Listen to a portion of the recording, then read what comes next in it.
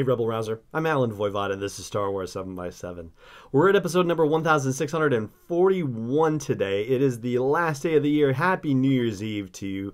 And thank you so much for joining me for this episode, whether you're catching it in 2018 or you're holding off and checking it out in 2019.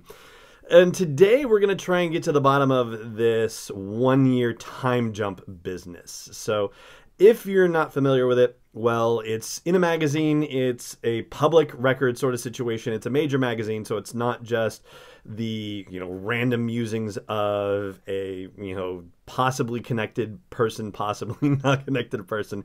This is, as legit as it gets, so it's not what I would consider spoiler material per se, and so therefore we're just going to talk straight about it. But whether it's actually accurate, well, that's another thing entirely. So here is the deal. This has been bandied about a little bit already for maybe the past week or so. And according to Empire Magazine in their big 2019 movie preview, they have a bit about episode 9 in which they say that John Boyega has confirmed that there is a one-year time jump between episode 8 and episode 9. Then you can see the actual thing. This is a screenshot. I bought the digital version of Empire because Empire is actually more of a British publication, so I just bought the digital version and took a screenshot here for you. So that's where it is. But you'll note, of course, that there are no quotes around this thing, so he's not actually being quoted as saying that. The article is just saying that at some point John Boyega said it. The challenge about this is that nobody can find a record of him saying this. And so, somebody actually tweeted out to John asking him to confirm that. And his response was, I don't even remember having the interview, with a lot of crying, laughing emojis and a little shrug emoji, and then saying, I'm tired, it's been a long few months. So as far as we've been able to trace, there is a story back in either April or May where Boyega said that he had to grow his hair out for episode 9, and his whole thing about that, the only thing he said was, you'll have to wait for the trailer to see what that's about. So the whole notion of a character growing out one's hair, this is a very visual storytelling sort of situation. It's to give an idea that significant time has passed between the last time we've seen the character and the time we're seeing that character now. So the growing out of hair suggests it's not days, it's not weeks, it's probably not months either. It's probably measured in year or years, plural, since the last time we've seen that character. So that's one reason why you might have a character grow out his or her hair. Another reason you might do it is because of a disguise, some sort of mission where Finn has to alter his appearance in such a way as to not be immediately recognized. As to what the truth of it is, whether he's growing his hair out because of a time jump or because of a disguise on a secret mission, or both or neither, and it's something else entirely, naturally Boyega isn't going to say one way or the other.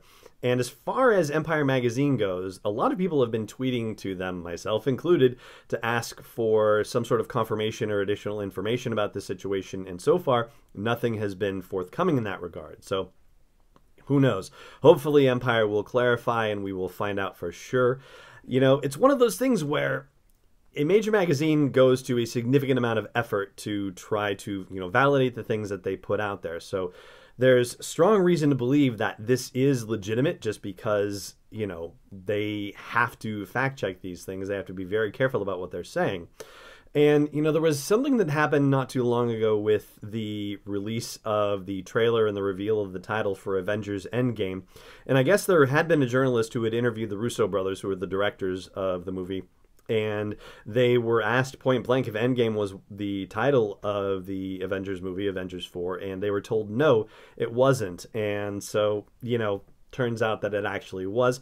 Not really fair to the journalist to say, no, it wasn't, and then turn out, oh, yeah, it actually is. I think it's probably better to just say, we're not going to talk about the title, and just not outright deny it, and turn out to kind of, wreck the journalist in that regard, or throw the journalist under the bus in that way. So, hopefully we're not encountering a similar situation with Empire here, but anyway, we're going to continue to look into this, and as soon as we hear more information about this and whether it is actually accurate, then we will update you here on Star Wars 7x7. But if it is accurate, then it certainly changes the way that we think about Episode 9 and about what the potential possibilities for the plot line are, because the Resistance itself is nearly wiped out by the time of the end of The Last Jedi, and the attempts to drum up support, as we've talked about in that final story arc of the Poe Dameron comic series, it's not necessarily turning out to be very successful. So far, only, one particular Mid-Rim planet has pledged their allegiance to the Resistance, and so that takes her one sector of the Mid-Rim.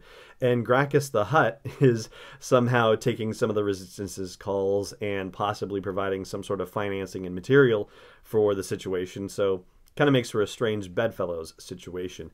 But if that's the case, it's not like we necessarily envisioned Rey having an army of light side Force users to be able to deploy against the First Order for Episode 9, even if it was 5 or 10 years down the line. But if it's only 1 year down the line, then it's an absolute non-starter for, I guess, an army of Force users to be able to mass and help with the fight against the First Order. I mean, maybe, there are a few that can be dug out of the works. Maybe there are still, some survivors from Order 66 that are still kicking around and finally, happy to make themselves known. Heck, maybe Ahsoka Tano is going to show up in this thing.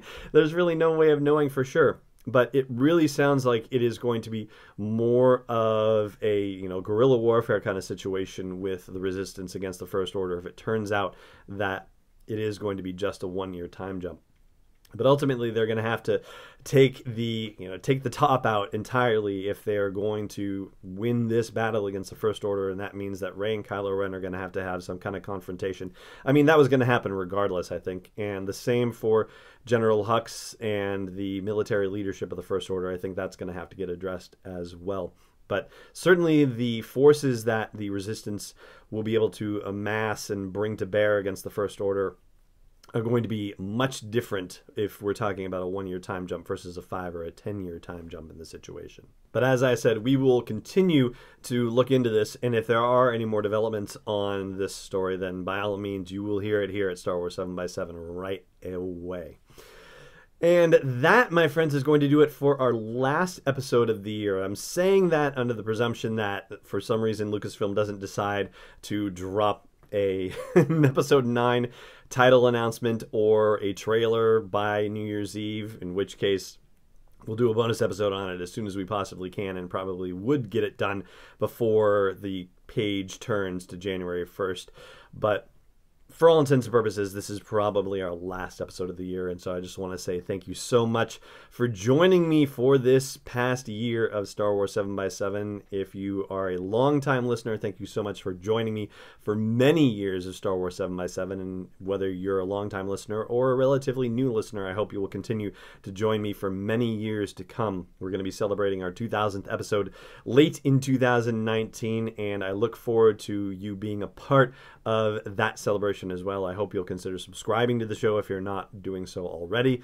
And I hope you will consider supporting this daily dose of Star Wars joy in 2019 and beyond by becoming a patron and joining the community at patreon.com/SW7x7.